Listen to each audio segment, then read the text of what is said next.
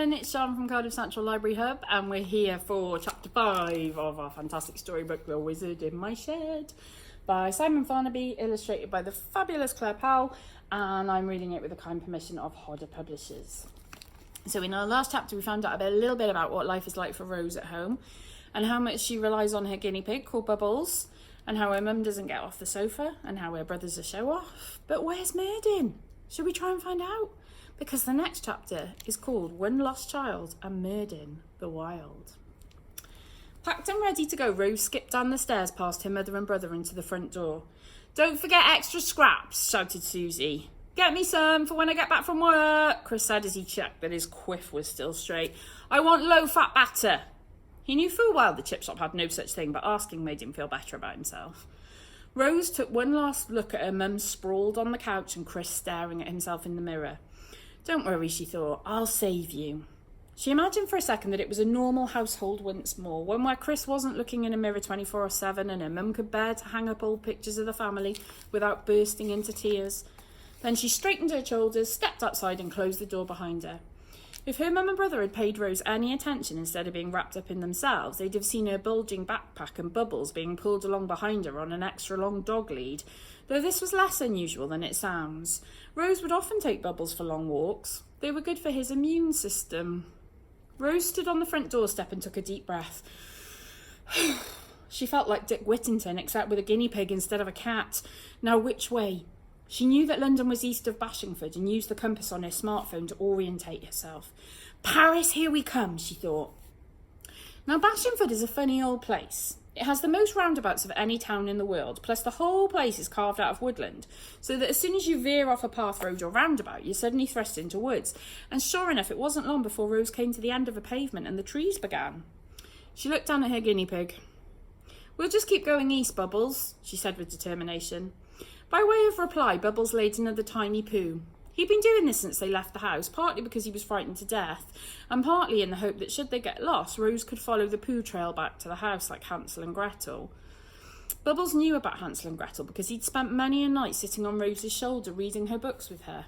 Rose liked fairy stories, but Bubbles usually found them too far-fetched and seriously lacking in guinea pigs. As they walked on, the wood became more and more dense and the path became more and more not a path. The sun was going down and the sky turned grey. The birds, who'd been happily tweeting away, were falling silent and the ground was growing damp and Bubbles was getting wet feet, which were his least favourite kind of feet. It reminded him of when Rose hadn't changed his sawdust for a while and it had ended up soggy in his own wee. He was very much regretting Rose's decision to run away. As Rose walked into her 5th invisible spider's web, she began to regret running away too. Maybe her mum was right. Maybe being a singer was a silly dream. Maybe her dad was wrong.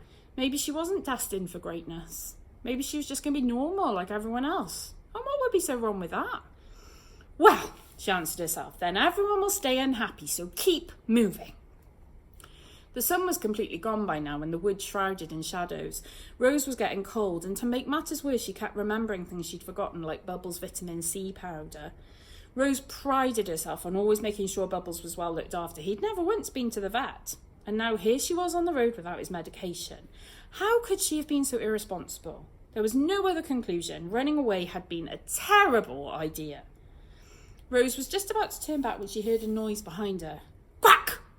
Her heart stopped beating in her chest, then started beating again moments later in her ears. She'd seen enough scary films to know the sound of a twig cracking under someone's foot. Quick! Another sound.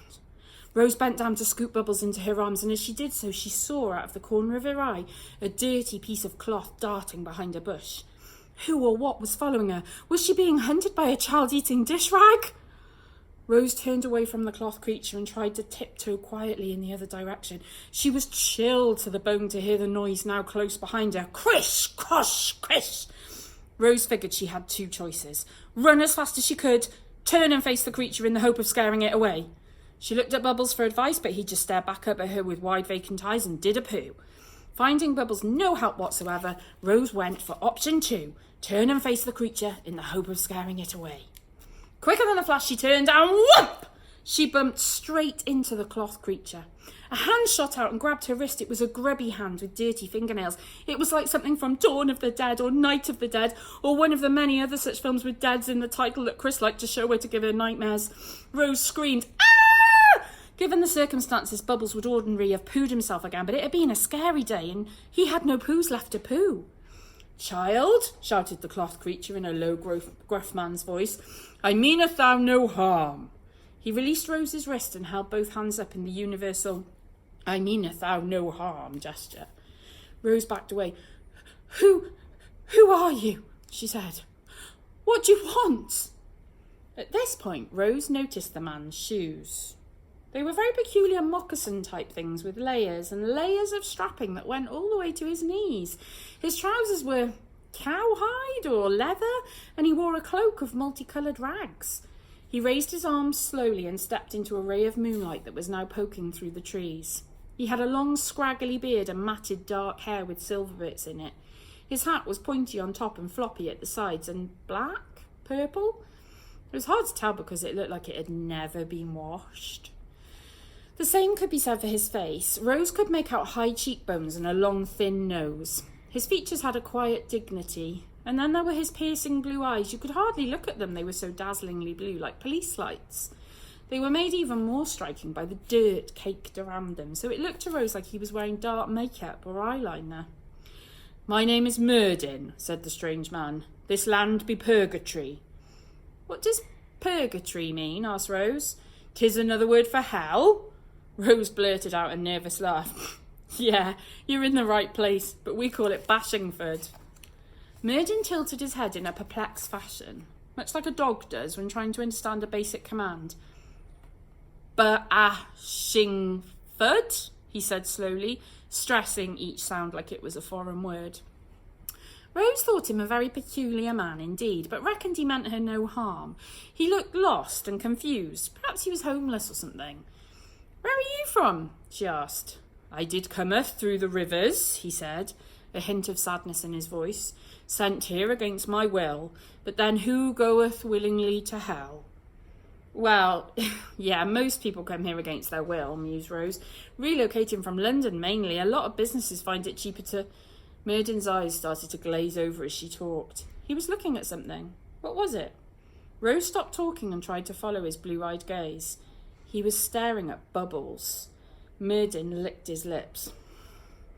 "Thou have belly timber," he said. "Belly what?" said Rose.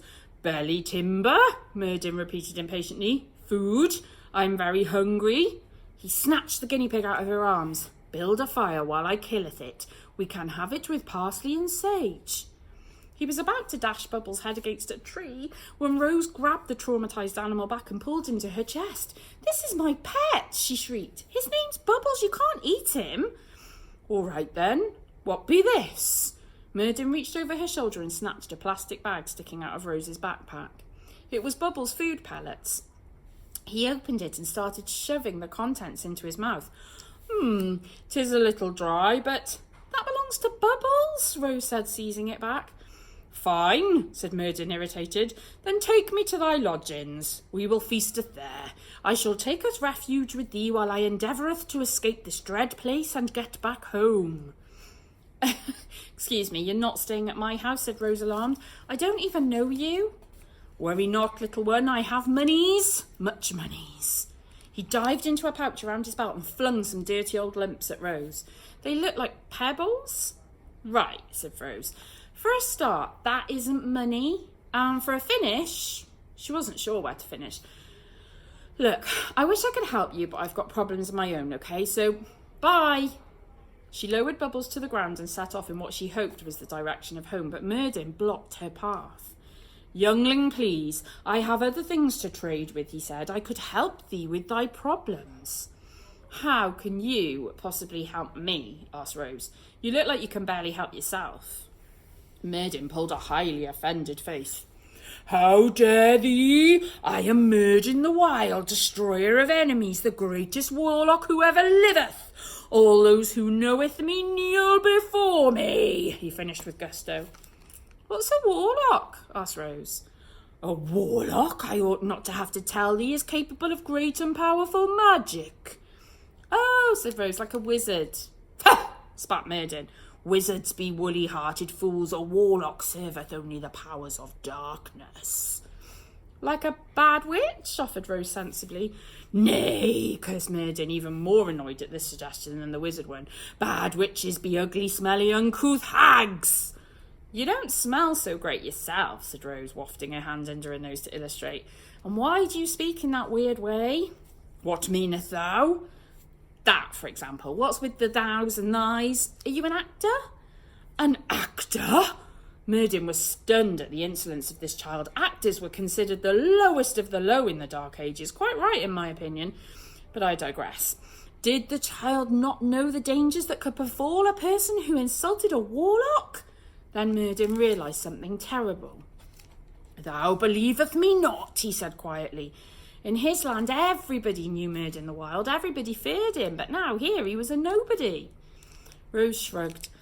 Of course I don't believe you.